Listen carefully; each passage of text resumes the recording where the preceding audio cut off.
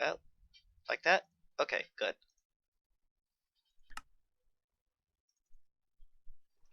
So then, here we begin on another journey, it would seem. I'll be taking this one in reverse order, because of course, sometimes the best way to go about things is backwards. Now, you see, this is the Type 1 tree farm. It works via wooden core. Its design was revealed to me in a dream.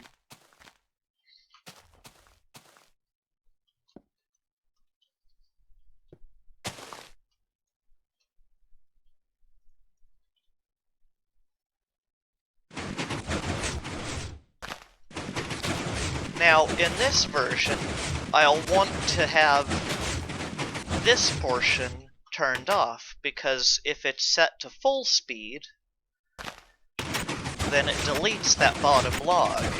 And you'll see this by there being several trees inside of the system with only a 3 height. However, by slowing it down, I'll get a better output.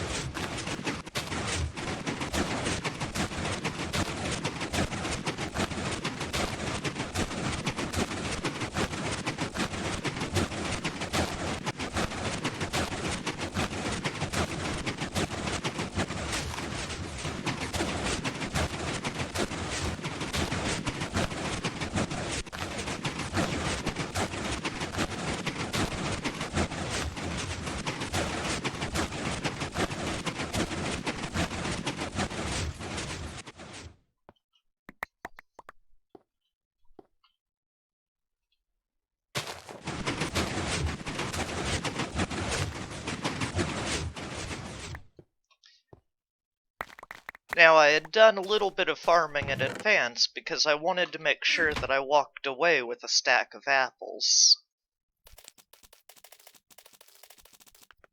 And of course, as always, I clean the inside when I'm done.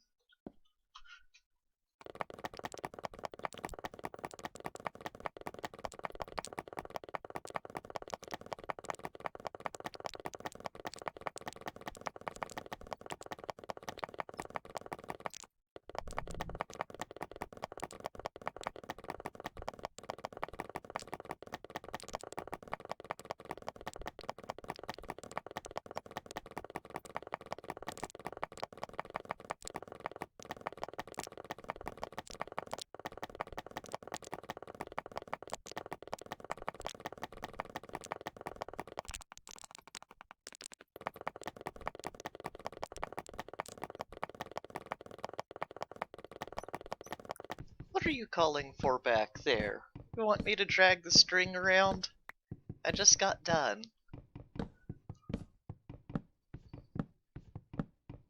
Now, a long time ago, at this point in time, it's gotta be close to, can I call it almost 7 years ago? I had been trying to draw attention to the idea that if you're breaking blocks at your absolute max range, that they break just a little faster, and I had been noticing that this happened to be the case in pretty much every version of Minecraft. And although I haven't played the most recent versions, I would be surprised if it was removed, because it seems to be part of the native gameplay. Now, the reason why is because I think that when you're in range of a block being behind that which you're attempting to break, the game actually looks through the block that you're breaking and applies the calculations for both of the blocks in the way. Although I couldn't be sure because I'm not a code reader.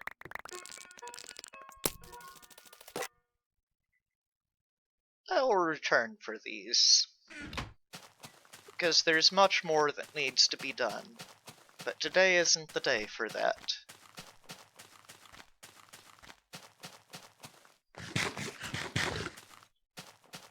But one of the things that was revealed to me in my dreams is that in the process of attempting to harden myself for troubled times, that I had set fire to what I am.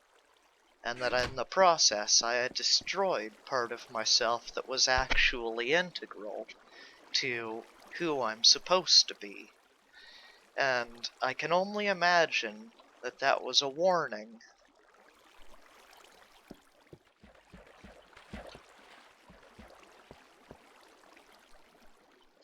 And I should definitely take heed of it before it becomes too late.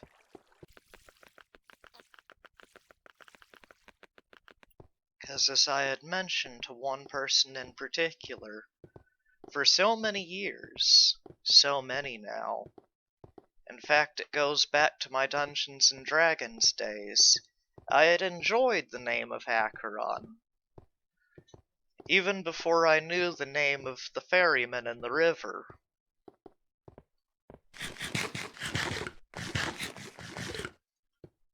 Because at one point I saw it as the war-torn cubes, another point I saw it as the ferryman, and then I came to understand that it was the river, a real river, more than just mythology.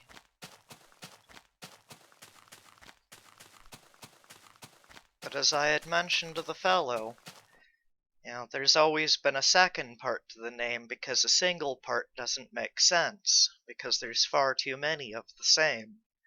From mythological creatures to bands and real places. And that originally it had been vampire, and then it had changed to river, and then in the end it had changed to exile. And that could also be said so for my personality too. Because for the longest time what I was required the existence of at least another person, who I would, in attempt to mimic, feed off of, or even require in order to be active. Then with time it changed to where it was, less so of a vampiric relationship and more along the line of one which could flow, one which could resist hardness. And then, given even more time, it became in the exile. But one of the things that didn't change was one of my more favorite of names. I had found it. It was revealed to me back before the turn of the century, even, when I had a fascination with the Final Fantasy franchise. It was number 7 in the series that had a monster, which was named Ruby Weapon. And on beating Ruby Weapon, you were given, I would call, a trophy. There were at least 2, and possibly more, in the way of such trophies. One of which being the Desert Rose, and the other one being the Earth Harp. Of course, the Desert Rose was interesting to me, because it was not only an interesting name, but also a real-life plant, one of the succulent variety. Euphorbia, I do believe that its family would be.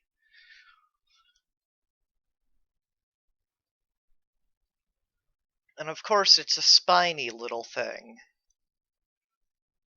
full of sticky white sap.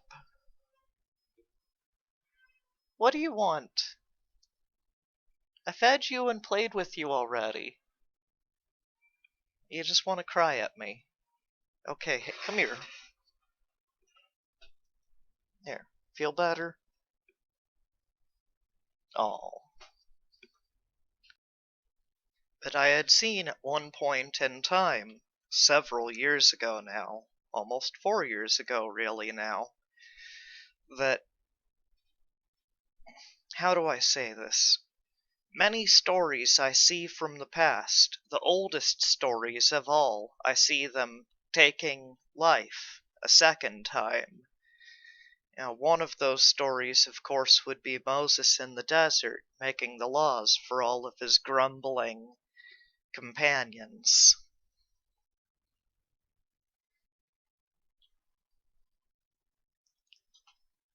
And that was one of the things that I found myself very interested in for quite some time, until it became the point that I would be lost in the desert, alone, in exile from all of who were once my friends. Whether it was rage itself that had separated me, or just fate.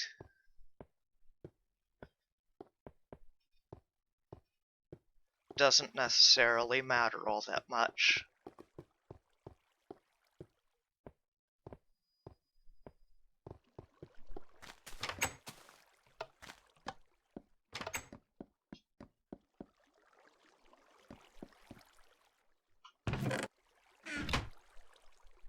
Where, oh where were they? Where did I stick them all? Oh, stick that away. Ah, there they are. I'll stick these last ones over here for the time being. Oh, over here.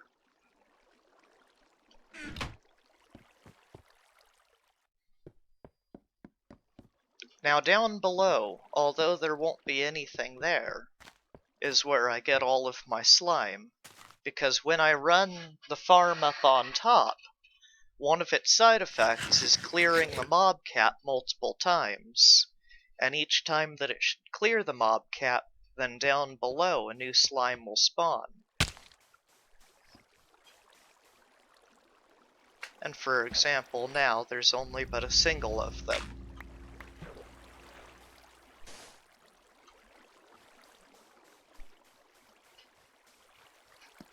But this chamber, sometimes it'll be almost full to the gills with slime.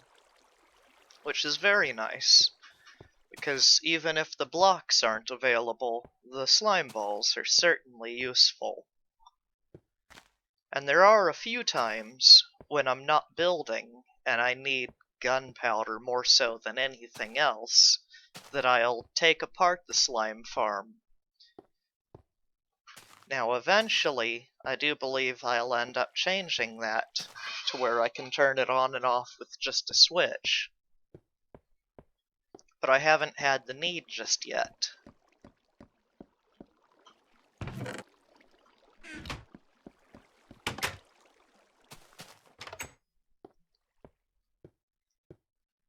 And then I set this up so very long ago as well. It's gotten some use, yes, but more will be in the future. Because all I need to do at this point is just move him up into position, and these guys will enter love mode until they've managed to make another baby. Then afterwards, I'll just pull the new ones out via the slanted rail, and it'll only be the ones that are to the left right now that manage to get yanked out and sent along their way to a holding pen. Now, on the note of these iron farms, I have 20 villagers inside of them, 16 of which is necessary to keep them operating. However, when I update, only 10 of them will be required to keep them operating, which will make it to where there will be a very slight increase in efficiency. And each of the golems travel through, I can't remember precisely how many blocks of lava that is. I want to say that it's probably 14 of them, which will be just enough to bring them down to being within a few hits to kill. But even better than trying to kill them that way is just to suffocate them.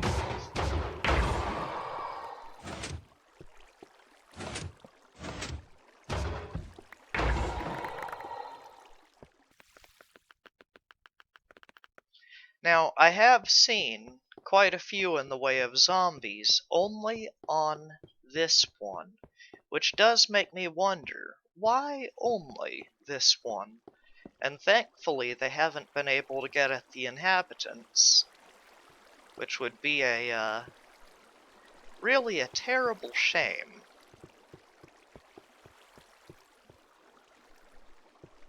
Because I don't want any of them to die, even though they haven't got their trades just yet. Ah, I love that noise. Sound of bones crunching.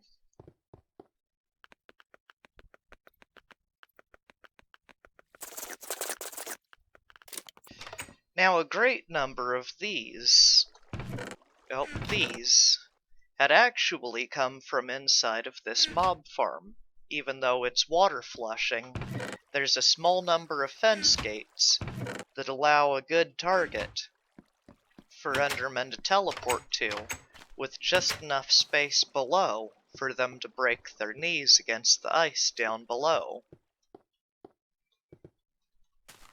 But of course, these mob farms wouldn't be nearly so impressive if it weren't for what else I can do, because as is, it's simply defying the idea that you should need dispensers for such a thing, and instead operating all of it off of a single source block. But on the other side of the dark portal, there's something even better.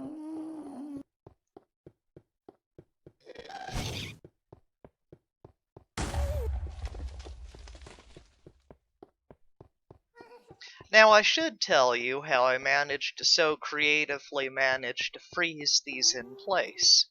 But if I told you, that would be ruining the,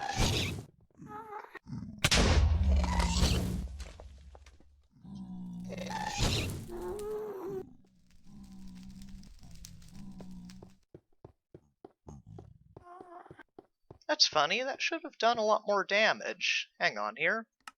Oh, god, okay. When version hopping, it likes to put me in a difficulty that I'm not supposed to be in.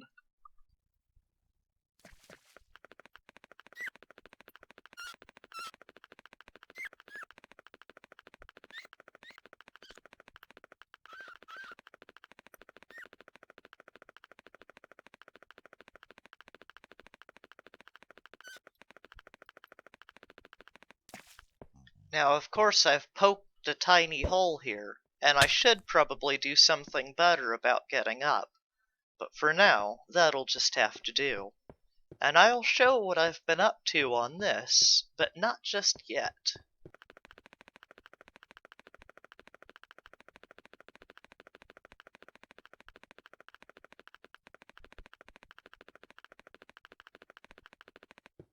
And here we are. The beauty of it all. I'm in one of the last few versions that I can build such a thing, and I took a version path that allows me to build it. Because the only version that you can pick up ice for melting in the Nether with a Silk Touch pick is Beta 1.9 pre-release 4. So naturally, I picked up enough, and then I went about building this, my beautiful creation. Now it's been simplified. First of all, we only have 5 pistons here controlling the timing, which the signal off of Smokey's unloading detector is being cleaned up by another piston, and then its final output being this piston, which will turn this redstone line on or off. And as you can see, when this extends from a lever, it does nothing, but when it retracts from a lever, it blinks. However, when redstone is controlling it, it'll blink on both the extension and the retraction. And although it's just a blink, this torch here means that even if it weren't a blink and it were a solid signal between on and off, it would give only a 6 game tick retraction of this piston going into this portion here. Now, the loaded chunk, you'll notice, is going up right now. 175, 191, 207, 223, 239, 255. Now, these repeaters are putting off a light level of 8, which means that it reaches out into the next chunk by just one block. It'll reset to being, I think, 143 again, after I've unloaded and reloaded this area completely. But that signal is being carried outwards on these lines, which are also powered by those torches, such that the power level will only toggle by 1. As well, because the torch has a light level of 8, as does the repeater, it absorbs all but 1 light level of the repeater's change. At each of its corners, we've got the signal being sent into a cross-section, which goes up across the killing floor, controlling the water level inside of it, as well as being picked up and sent up a much larger torch tower into the very top. And then, as we can see, 8, 7, 6, 5, 4, 3, 2, 1, 0. It's being blocked from going onto the top side of the farm via the roof.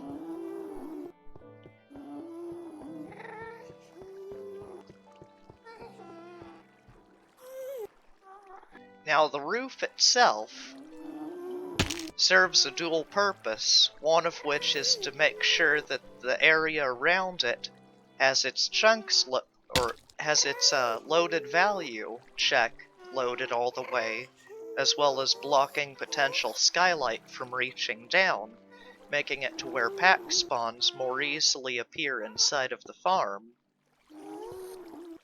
And then down below, although they're not tall enough to stop the large magma cubes from getting through, these cactus will hopefully crush the vast majority of magma cubes. Oh, and then at the other two of the diagonals, a torch will be inverting the signal to where half of them will be on and the other half of them will be off at any given moment. Now, naturally, you want the area down below to dry out just before the area above begins to flood.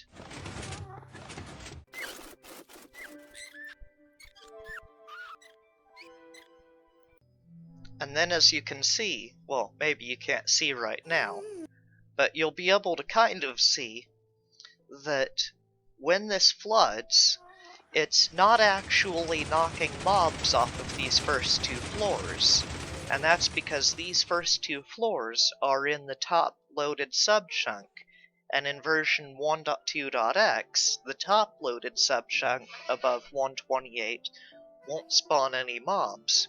However, the subchunk beneath the top loaded subchunk will.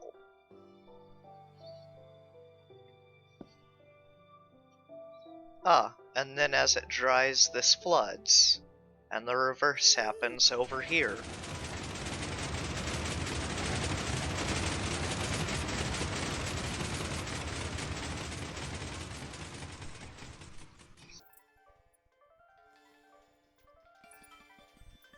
Now, these mob farms, although they're simple and primitive, they'll never break. Nothing about this device will ever stop working.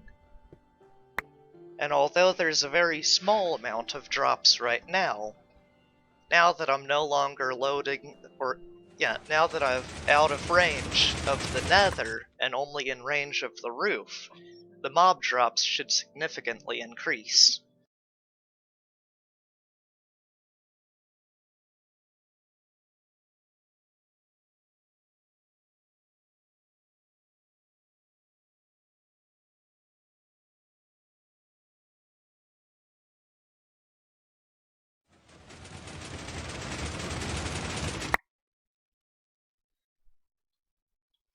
There we go. That should be more than long enough of an AFK session for the time being. Much longer and my computer will have trouble with the recording.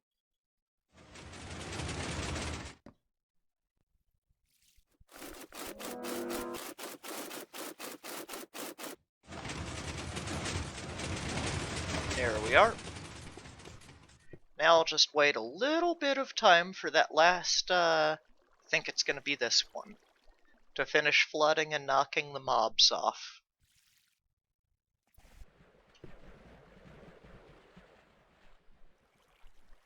There we go. Perfect.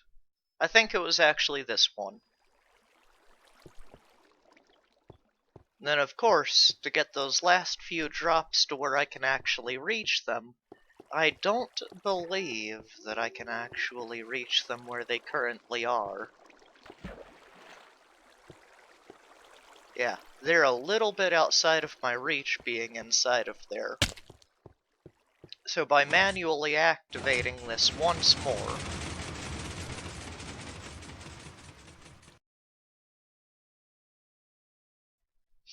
now I really should consider putting something in the way of a faster elevator for getting up to the top of here, outside of relying on the ladder, because the ladder is just painfully slow.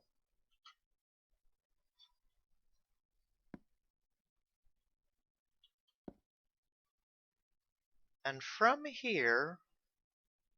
Oh, I can actually show it now.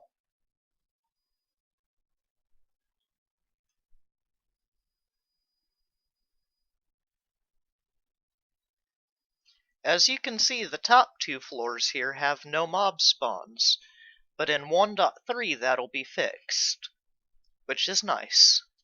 As is, the drops from the farm are good enough. Easily good enough. Huh. You can actually land on top of the wires. That is not something I expected, but it's good enough. Now I'm quite pleased with this. Of course, in future versions I'll be able to do better, but this will never break. Which is nice, because I hate the idea that so many machines that could be built would lead a person to say that everything that you could ever build will break, when that's not true in the slightest.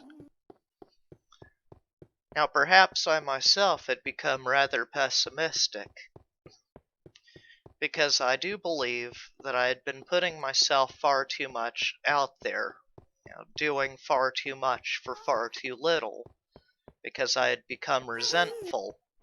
I know that I had become resentful, because I started getting to the point to where, if I was going to be punished anyway, I wanted to make sure that I deserved it. And that isn't how I should be. If anything, it's just proof that I had let myself become worn out.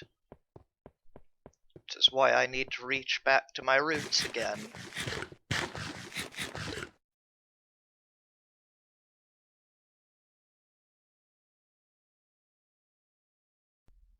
Now inside of here we can see that I've already set something up for use in the future, and I've given it a good chance to run, and I believe that it's been built small enough such that almost all of the pigmen, even all the way to the very edges, should aggro and run towards me, but also large enough to where I should be able to get max XP, or slightly more than that.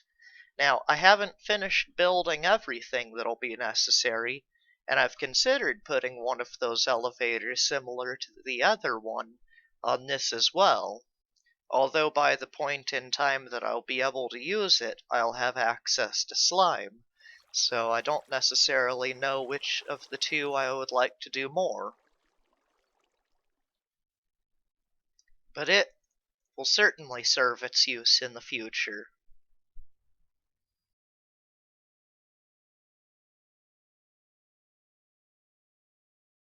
And then as you can see over here, there's a little bit in the way of skylight over the top of that spawner, which means that directly above it, there is no netherrack.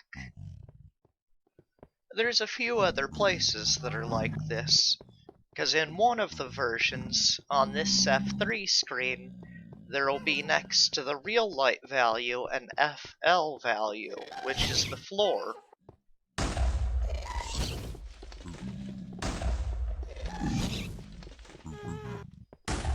Ghast went from shooting too high to shooting too low.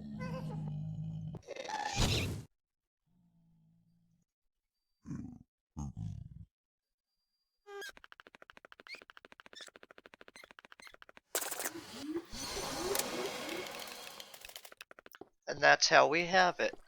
One set of towers on this side, and another on the other side. However, I've noticed these towers have lost a touch of their efficiency due to a bug. You can see it right now. The skylight, it's shining through the roof for some reason. And I don't know what the main reason for that is, but it'll be simple enough to fix in a later version. And for now, it isn't influencing things to such a degree that it's causing me too much in the way of grief.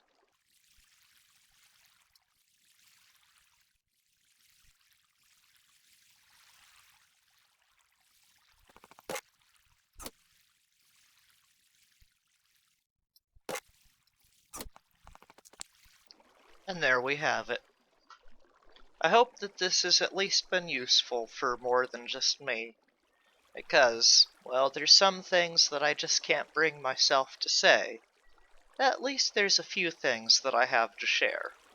And perhaps eventually I'll be able to fully recover to the point that I won't have so many in the way of hesitations when it comes to giving forth advice that I might have for those of you who might be standing in difficult times.